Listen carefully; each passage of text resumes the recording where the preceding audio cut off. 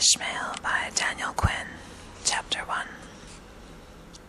Part 1, I guess. Okay, the first time I read the ad, I choked and cursed and spat and threw the paper to the floor. Since even this didn't seem to be quite enough, I snatched it up, marched into the kitchen, and shoved it into the trash.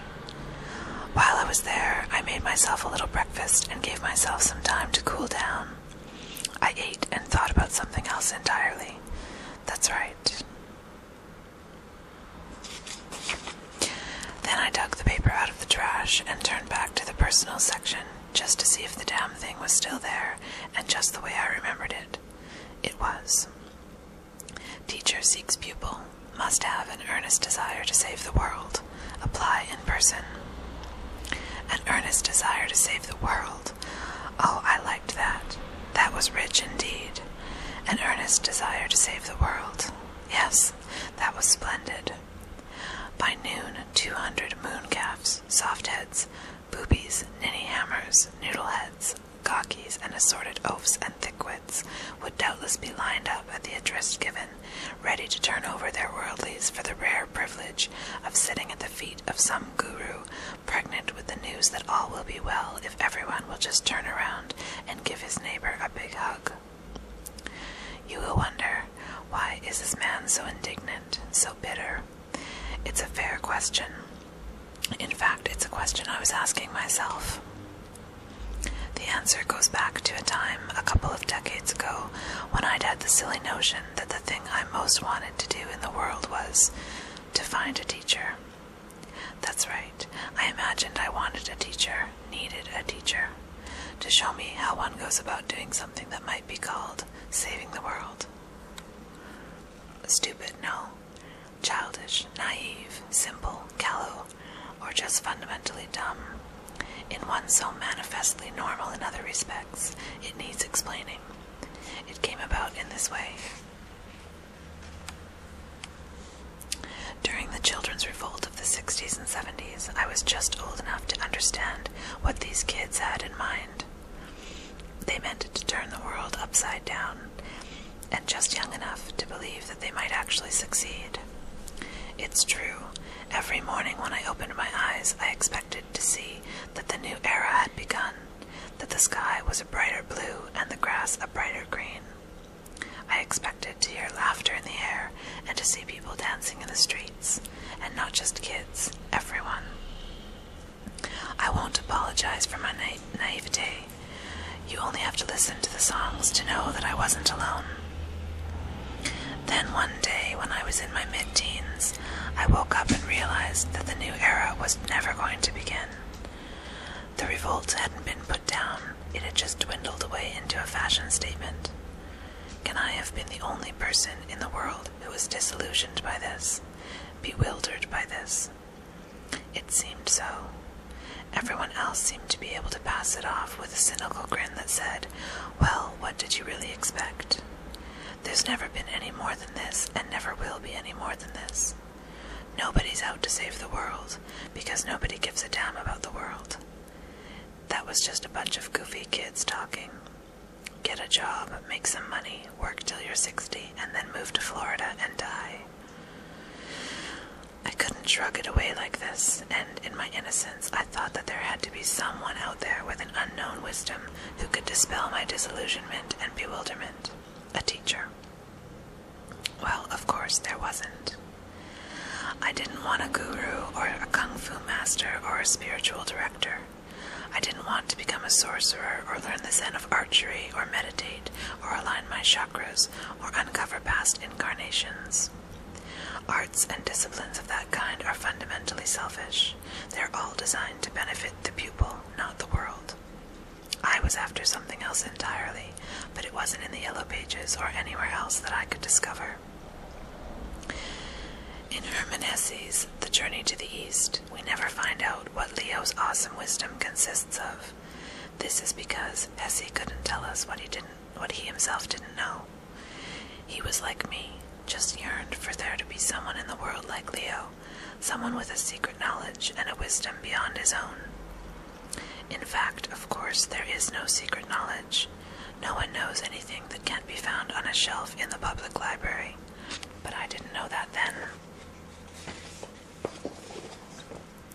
So I looked. Silly as it sounds now, I looked. By comparison, going after the Grail would have made more sense. I won't talk about it, it's too embarrassing. I looked until I wised up. I stopped making a fool of myself, but something inside of me died. Something that I'd always sort of liked and admired. In its place grew a scar, a tough spot, but also a sore spot. And now, years after I'd given up the search, here was some charlatan advertising in the newspaper for the very same young dreamer that I'd been 15 years ago. But this still doesn't explain my outrage, does it? Try this. You've been in love with someone for a decade, someone who barely knows you're alive. You've done everything, tried everything to make this person see that you're a valuable, estimable person, and that your love is worth something. Then one day you open up the paper and glance at the personals column, and there you see that your loved one has placed an ad, seeking someone worthwhile to love and be loved by.